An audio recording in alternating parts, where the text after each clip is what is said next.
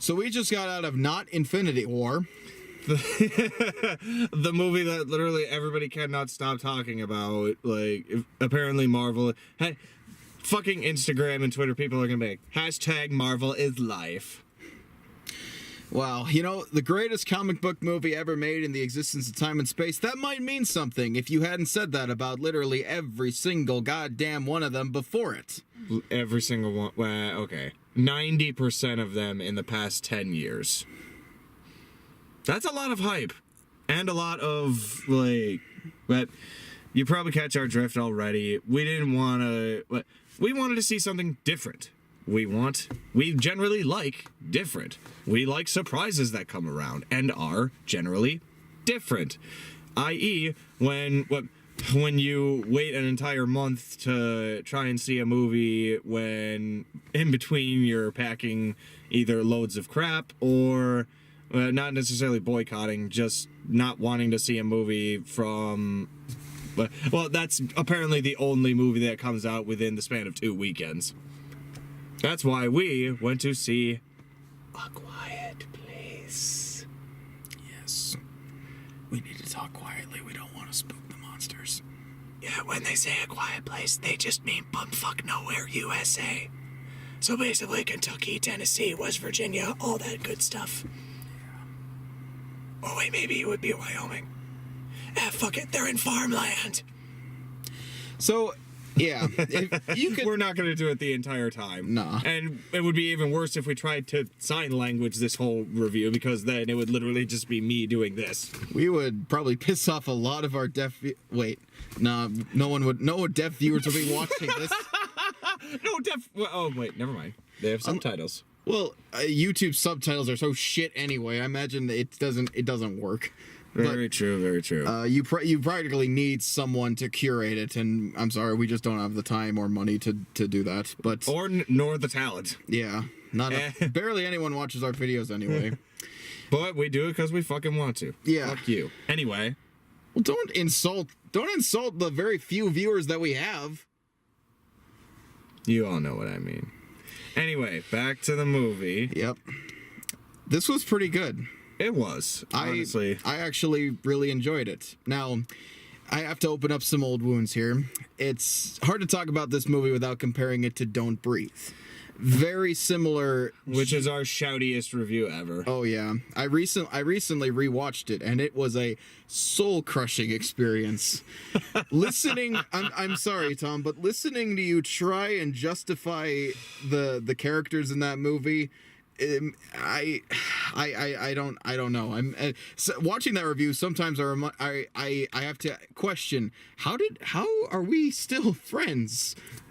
Maybe that's an exaggeration. Many weaves and bonds, I guess. But my argument to that is it's a completely different character perspective when you change the setting as well as the relationships between the characters, because I still believed that the three in Don't Breathe were at least good enough friends, and you're still putting them in a still terrible environment, but with different circumstances surrounding their choices. Yeah. With this, you have a family, which is a lot more empathizable and a lot more relatable, as well as the environment that precedes to them, which is just deadly. Literally, it's like nerve gas is everywhere, and except for instead of breathing being the trigger, it's speaking or doing any sounds whatsoever. Yeah. So again, similar premise where. General premise, I should say, where, you know, make a noise, the monsters hear you, come kill you, all that stuff. So, though, I mean, I already talked about what I hated about Don't Breathe. Not a bad premise, just terrible execution, because I thought the characters were complete, unlikable pieces of shit. And in a horror movie, you have to care somewhat whether or not they live or die. Otherwise, the tension and atmosphere completely fall flat. Here, I actually do care. Like, it's a, I mean, like you said, because it's a family. It's a family. None of the characters are inherent assholes in any way, and in fact, the fact that they can't talk, and mostly all the dialogue in this movie, most of the dialogue in this movie is either just conveyed or sign languaged, it instantly makes characters more likable that way. You know, kind of like what they're not talking; they're more likable instantly. well, yeah, that is how it works. Because like when like I said with the red turtle, when I talked about that, Yeah.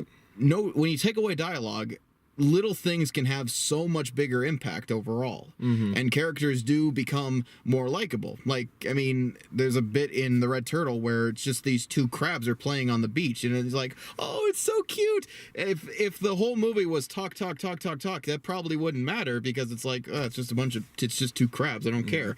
So, and same thing with this movie where it's husband, wife, and 3 kids. 3 kids originally. Well, not for long. You see in the trailers, one of the kids plays with a space toy, which triggers one of the monsters, and they comes kill him. And the kid's kind of a dipshit for that happening to him. But we had a bit of an argument. We had a bit of an argument during the end credits, basically trying to pit the fault on somebody. And they actually do bring it up later on in the movie, like differing whose fault is it? It's nobody's fault. Like, it could have happened to any of us. But in the beginning, stuff happens, and there's a really, really tiny little boy, apparently a 4-year-old little boy, who wants to play with a tiny rocket. And John Krasinski pulls the batteries out and tells him, no, do not do it at all. It's too loud. The girl, the eldest daughter, there's an eldest daughter, middle boy, and then young boy. So she ends up giving him the rocket back, but does not at all take the batteries with her, or like just make sure that they're out of the possession of the boy, because he ends up taking them and putting them back in the toy. And just before they cross a bridge, he's like, okay, I want to stop and play. yeah. Admittedly, you know, I would be harder on this movie for thinking, like, you know, that doesn't instill fear. That just kind of makes me think, wow, you're an idiot. But that's exactly what I felt. That's why I told you I felt like you during that moment. Yeah. But I mean, admittedly, it is cause and effect. The kid makes a noise, and it gets him killed. It's not like it's anything that lingers for too long. You get like I said, you get over it pretty quick. Yeah, and it's suffering consequences. Yeah. And it immediately explains the premise of make a noise and you die. Yeah, and going along, since that seems like a very just general summation of the premise, that's basically it. Because this movie, even though it is very detail heavy, like they do show the ins and outs of this world that they live in with the monsters, like they literally have to soundproof everywhere they go, and they don't have to tell you, they literally show you on like whiteboards in this bunker workshop that Krasinski has made. And they have to soundproof everywhere they go. They literally walk on sand. They walk on trails of sand.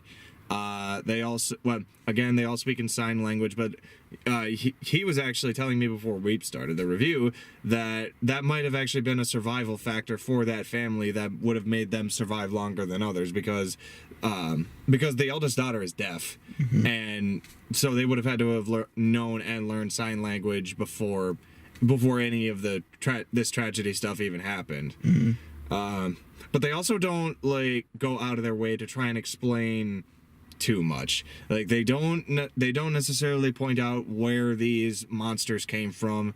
When this is all your bits. You tell me what you told them. Well, I thought tell them what you told me. Jeez. Well, I like the fact that you're not explicitly told what these monsters are, where they came from. It leaves it up to your imagination. Are they aliens? Are they science experiments gone wrong? Are they otherworldly beings? You know, you can complete that in your head if you want, but it doesn't outright tell you. And as I explained with Annihilation, I like when movies don't give you all the answers. Now, there is definitely a difference between not having an answer versus having an answer and just not telling you and, you know, letting you think about it. And I feel like this movie falls into that category. and even then, it's not too important where they came from exactly. The important thing is just that they're here, and you either have to adapt to it or die. And I just want to talk a little bit about the horror aspect of this movie and why I think it works. On one hand, it is very, very jump scare heavy. I mean, there are a lot of jump scares in this movie. And to which I retorted to him, jump scares are not gonna be not a thing.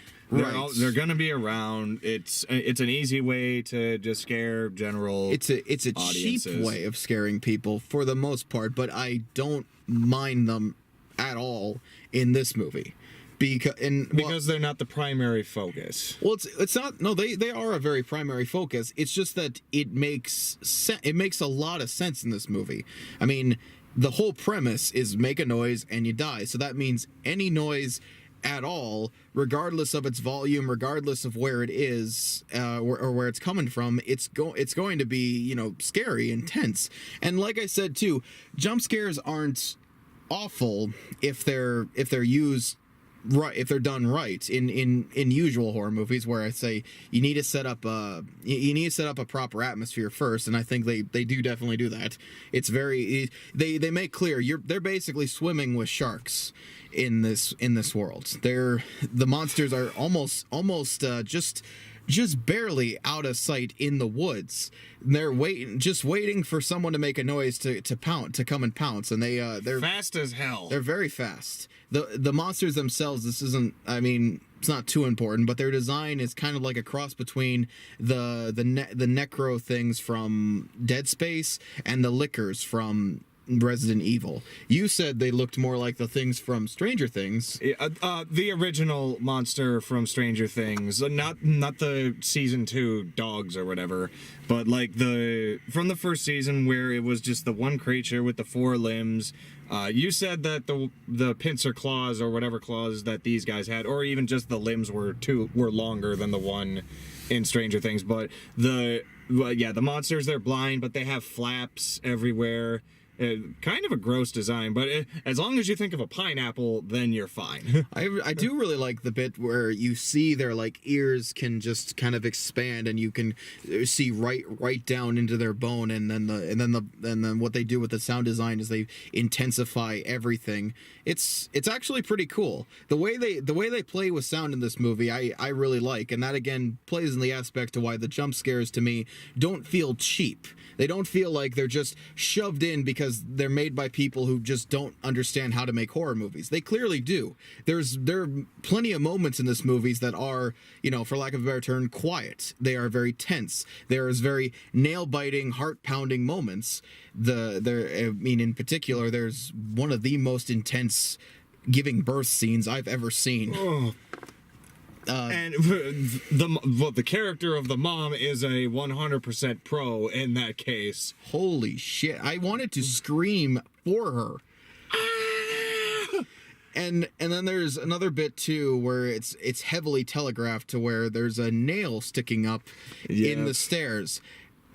And I think, oh shit. And there's another bit too where the house is flooding, and there's a baby in a floating carriage, and the monsters are just right there, and they go under the water. The monster slowly goes under the water, like, oh my god. Those moments for me are definitely the highlights. But even then, the jump scares do have their place. Mm-hmm.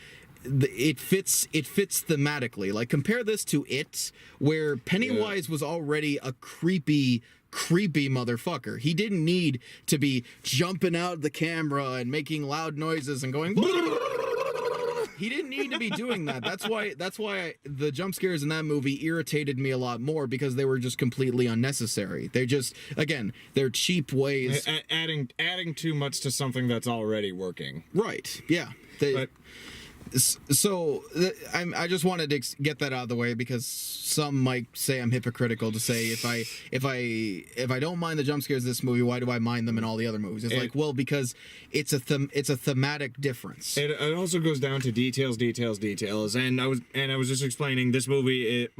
Like like generally good movies that are different and try and set themselves apart, it's all in the details. And luckily, all these details are hit on point, and it's surprising as ever that John Krasinski is behind it. You knew that he was directing this, right? I did know he was directing it, but you know what was even more surprising is Michael Bay's name attached to this movie. Michael Bay produced this. This is the only good horror movie he has ever... Has he done any other horror movies? The Texas Chainsaw remakes. Ugh. Yeah, exactly. God.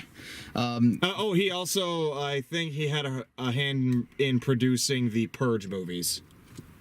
Well, I thought the second one was okay. That's the only one I've seen. Okay. But yeah, regardless of having Michael Bay's name attached to it, The only explosion in this movie is a firework. It's a fireworks show. It's the 4th of July. That's amazing. Born in the USA. That's an amazing amount of restraint on his parts. Oh my God! Not that he probably had a whole lot of creative. Oh hell no! All he probably did was just bankroll it. He probably just threw money at it. But exactly. Kind of glad he did. Yep. But John Krasinski, oh my God, he is definitely the hero in this, because he can have as much hand as he wanted to with writing the script, and the story I think was actually created by like 3 or 4 different people, including Krasinski. But Krasinski directing this is the shining light.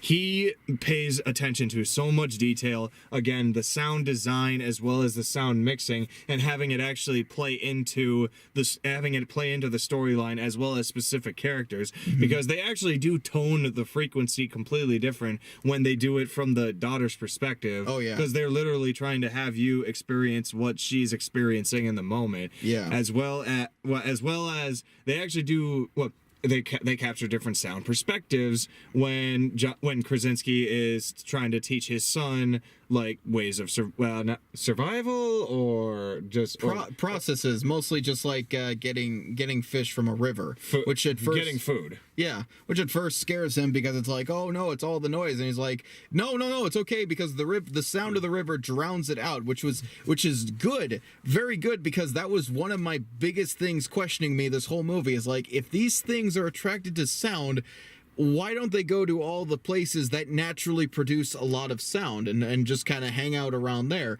Well, apparently they can differentiate the difference between what's natural and unnatural. At the same time, there's a few other things too, where one of the ways that the mother escapes when one of these creatures is in the house and practically has her cornered is that she sets an egg timer on one corner of the room. Why don't you just keep a bunch of those around and just like set it for a few seconds, throw them like hand grenades, and just run? But a minor thing. Yeah, but then the monsters might realize the trick. Like, this isn't a person. Run, tap, tap, tap. There you are. Yeah, so they don't quite go too far into how intelligent are these things. I don't think they're they're obviously blind, but I'm surprised they don't have like a sense of smell to them either. But yeah, they don't go too far into detail with that either. Well, and that was so again, Krasinski, great directing, but also with directing comes guiding your actors. And I was actually going to try and chime in when you were saying, when we were talking about the minimal dialogue bit. Most of the time, I say this in reference to Leo with The Revenant, most of the time when you have no dialogue, you can actually, you can analyze acting, and you can actually act a lot easier, like, without dialogue to say, because then you're given an environment, you're given the free range opportunity to just have your expressions as well as your reactions speak for you, as opposed to having to having to say stuff. I actually think the opposite. Really? I think it's a lot more difficult to act without dialogue than with it. Because dialogue, there's only so much you can really do with it, and usually it's pretty obvious what you're supposed to be doing anyway. So without dialogue, it's hard to kind of tell yourself to do the things you're supposed to be doing. Things that come naturally to people is harder to think about when it's like, okay, now be sad, now think about this, now do this and this and this, without anything to back you up but your expressions. That's personally for me. We might have had different acting coaches. I mean, I went to college for screen acting, so not for screen acting, but I took a class in it. Yeah. So it's just again personal preference. But also, what sort of to allude on my point more, when you have no dialogue, it just in general, when you're watching these people, it feels more when you're in the audience, it feels more natural when you're like just watching people be people, but also still corresponding with their environment. Because what one poisonous thing that dialogue can have is like making the situation phony. But then again, the dialogue that they choose to have, the very like slice and dice, very particular words they have, are meaningful. Like when they actually do have a chance for conversation, it's serious and legitimate. Mm-hmm.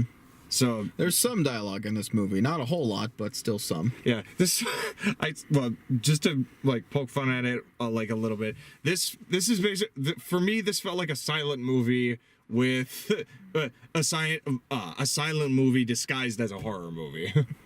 Which would be just put black and white over it. Which would be good. I mean, have you seen I don't know, The Artist? Nosferatu? I have not seen Nosferatu. Or The Cabinet of Dr. Caligari? No. Okay. I haven't seen like ancient horror movies, like none of the Universal horror movies. Although I do need to see the original and Bride of Frankenstein. Okay. Only because I love Young Frankenstein. I've seen Frankenstein. I've seen the whole Frankenstein series. Mm-hmm. Very good movies. I was referring to the silent ones that you were talking about.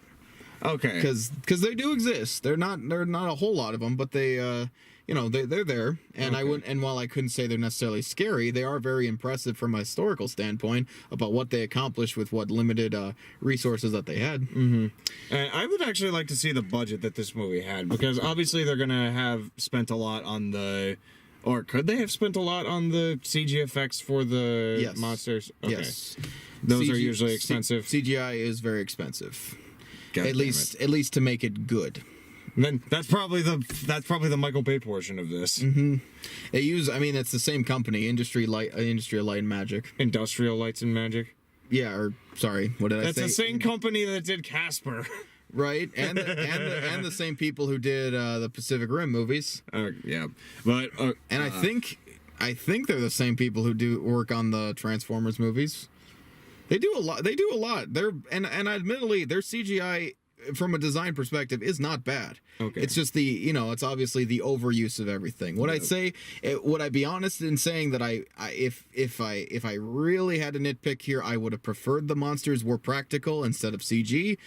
But again, even though those might be cheaper, it's way harder to like get the. I don't want to say necessarily quality. Yeah, but it's no, I wouldn't even say that. It's usually, think of like the alien queen from Aliens. I haven't seen Aliens, and I thought you actually didn't like Aliens. No, I like Aliens. I just don't think it's better than the original, like everyone says it is. Yep.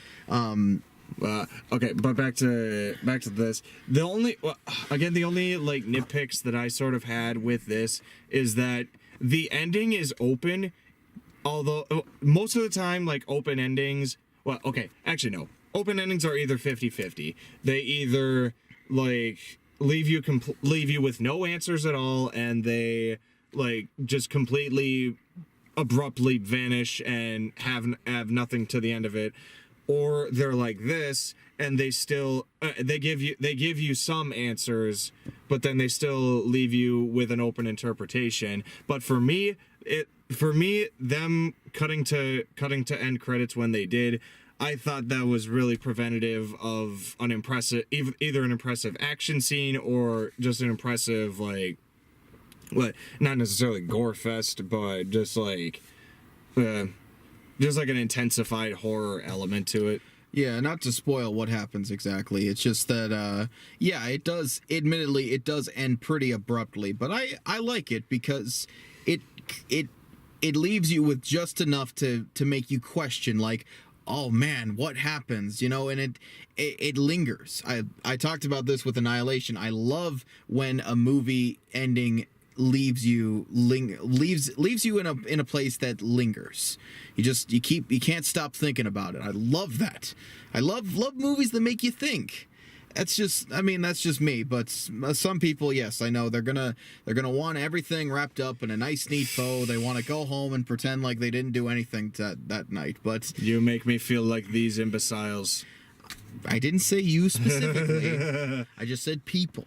So I have a few nitpicks too. There's one part of the movie where they're trying to cause a lot of noise far away from the house so that the mother can give birth in peace. After in the aftermath of it, the kid's walking. The middle boy. Kid's walking back and he hears the monsters. Now, knowing exactly how these monsters work, while I wouldn't say it wouldn't be a terrifying experience, you know that they can't see you and they won't do anything to you if you don't make a noise. So if you hear them close by, just sit your ass on the ground and wait patiently for them to leave. But instead, he runs into the cornfield, which means that they will hear him, you know, roughly rushing in through the bushes and everything. And I just think that's a moment where a character makes a stupid mistake that you don't believe. Another thing, they're on top of what are those things called? I'm not sure if it's Like a grain elevator, but it's like a corn silo. Yeah. So you know, on top of that thing, waiting for their dad to come get them. I really don't know why they have to do that. They just you know the way. Just walk back to the house, and but it's dark out, and like usually you can hear a lot better in the dark than you can see. And with these creatures having such good hearing abilities, and with the characters not having the best vision abilities in the middle of the night. I honestly just think, you know, walking back was a perfectly viable option. But also they lit the fire on top of it, so they might have wanted to try and get the attention of others. Okay. Well, then the kid falls into the silo and into corn, and apparently I've never swam in corn before, but it acts exactly like quicksand, to where he is sinking up to his neck in it. I don't think that's how it works. I really do think that it would create at least enough of a hard surface to where you wouldn't sink. Maybe you'd sink up to your knees. Maybe. But I don't think you'd be like, you know, trying to swim in an ocean with bricks tied to your ankles. No, and I disagreed with him on this, because the exact same properties and like instances can happen when you're dealing with sand. Like you could, if you're still on top of like a mountain, you can still sink into the top of sand, and with that being finer and more, with that being a finer, like, I guess, consistency or whatever, with corn having that much more space like physical space between like kernels and stuff, that does allow for motion to like sink through. But also I was telling him, what's the absolute worst thing that you can do when you're like in the situation of quicksand like conditions? Move. Panic and move everywhere, which it would, okay, sort of naturally what these kids do. And well, they get out of it fine, but it is also a tense moment, considering like they're trying to fight for their own lives while also trying to stay quiet and actually be in defense of themselves around these, again, very intimidating creatures. Like these. These are creepy. These creatures are well built and like well established, about their like intimidation factor. But I sort of just want to know one little detail about how they came to be, like what brought them there or whatever the fuck. But I can say this, it's a hell of a lot better than Signs. This reminded me of Signs a lot for some reason. Because it takes place in farmland. It's a family that's like isolated and they're defending themselves from monsters / aliens. Surround the house and all that. I could see that. But Signs sucks. So well, I don't think it sucks, but maybe it's not as good as everyone said it was initially. Absolutely, but I just think about how stupid it is. But this is a 3 times better version of Signs, pretty much. For me, it's a 3 times better version of Don't Breathe. Okay. But honestly, yeah, I think we do definitely recommend this movie. It's probably not going to be in theaters for too long. I'm surprised how long it was in theaters even now.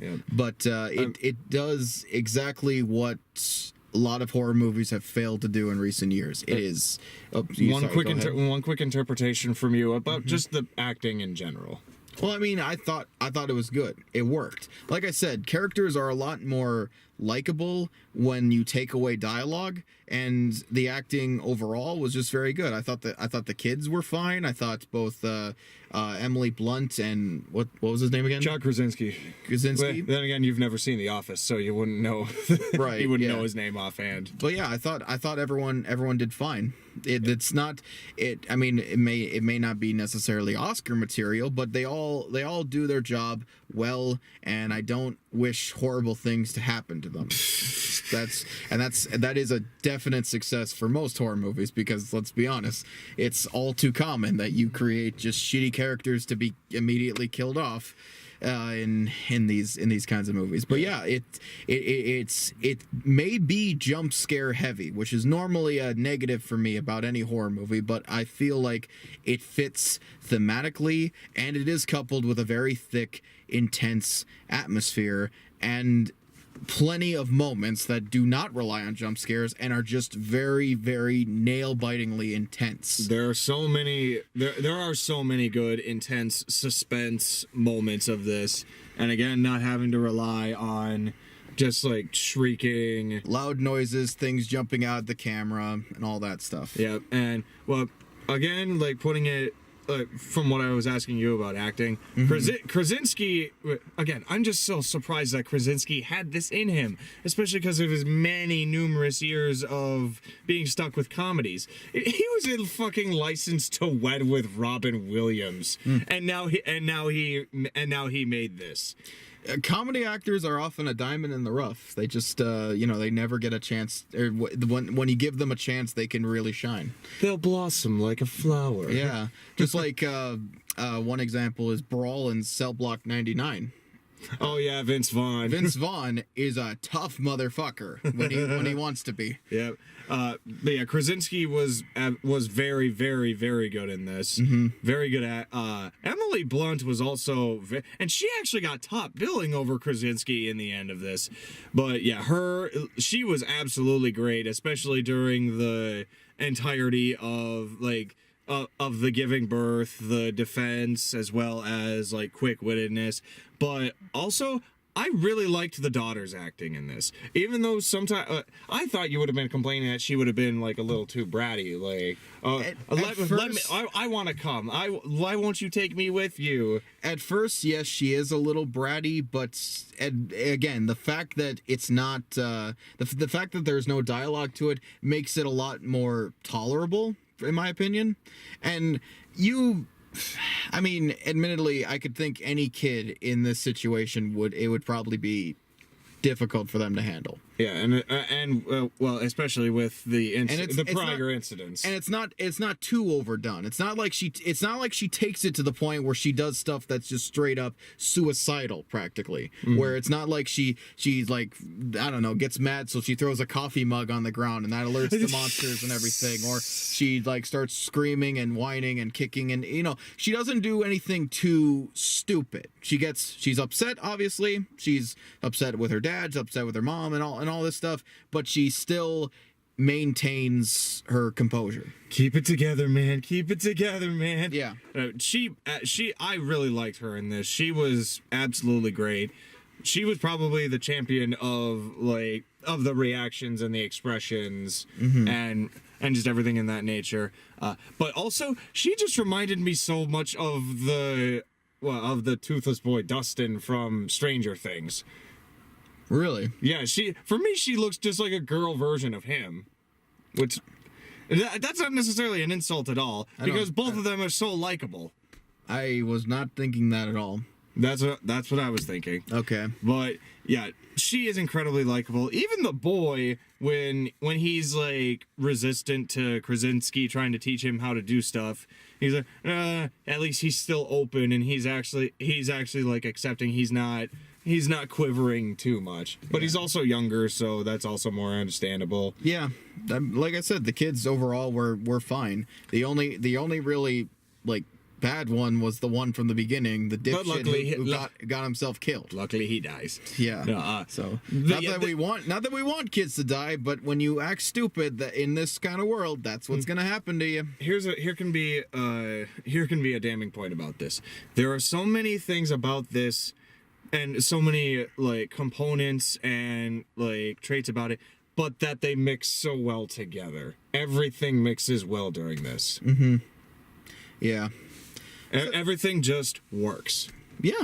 I mean, aside from these, I talked to you about something in the climax that I felt didn't make a whole lot of sense to me, but I won't get to that because it's kind of a heavy spoiler. So, but I mean, yeah, overall, it is a genuinely good horror movie, and it feels very refreshing to see one of them again. And if you're into horror movies, really good horror movies, please watch this and make sure you do it quick because it's probably gonna go away soon. It's already been out for over a month. Yeah. So yeah, chances are you have seen it already, and we're the last on the bandwagon. But again, we do what we want. We get to it whenever we want. Yeah, and glad we did. Very glad.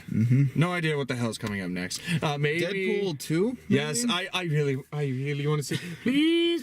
I did say that we could see Deadpool 2 because it was originally a Fox Marvel movie, not a Disney Marvel movie. But yeah, it's Did you read the article about how they were going to make a joke at Disney's expense and Fox told them no, just like hard cut that out of the movie right now kind of thing? In the first one? No, in the second one. Oh. And the reason they think the reason is because Fox is selling out to Disney, so they don't want to kind of muddy. They don't want to ruin the merger. They don't want to muddy the waters a bit, which to me kind of pisses me off because I really wish Disney's not this immaculate. Oh, we can't make a joke at their expense. They're too perfect. Disney needs to learn to laugh at itself. In fact, honestly, I had the thought in my head where if this was still made by Fox, they would make a joke about how much of a prick Tony Stark is. Yeah. And now that Warner Brothers sort of did that with Lego Batman, like Iron Man sucks. I will never forget that. Yeah, but now that he is owned by Disney and now that he is a part of the MCU, it's probably going to be Batman? No, Deadpool. Oh. Now it's probably going to go the opposite route, where he's like, "Oh boy, I hope I get a chance to suck Tony Stark's dick in this movie. It's rated R, so you know it could happen." And then Peter Parker comes in, "Hey, back off, ho! He's mine!" And then Tony Stark comes in, "Boys, you can both suck my dick, okay? There's plenty of room for it." Wow, do you really mean that, Mr. Stark? Of course. I mean, it's just my world. You guys just live in it. Are you done? No, I'm not. Well, I got plenty more to say after we watch it. When it comes out. Okay, from all of this info, Mr. Batowski, I prescribe to you 400 milligrams of Lexapro as well as a bunch of Xanax. Get happy. Jeez. I know, and people... I know what happens at the end of Infinity War. I read the plot summary on Wikipedia. I don't. I'm not gonna. I don't want to spoil what happens, Tom. But let's just say I would have walked away very disappointed. You would have. I would have. Okay, so that actually gave it away. It did? Maybe it did. Maybe it did. Well, like I said, I won't spoil it. You can watch it sometime, anytime you want to. Okay, although I'm just as sick of Marvel. Are you though?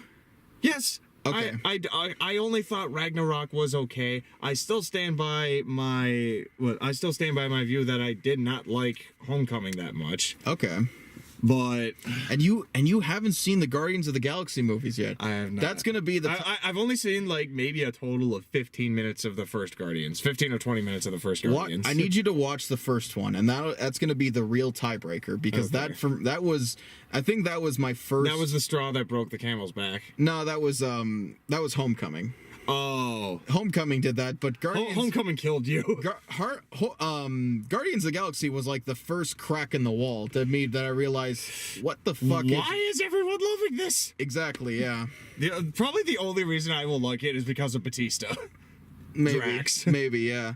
Which I found out just recently that he was apparently the guy in the beginning of Blade Runner 2049. I had to be the one to tell you. I know. Several times. And I was very surprised. Ugh. Oh well. We'll see. Shh. Sorry. Well, we'll see you guys.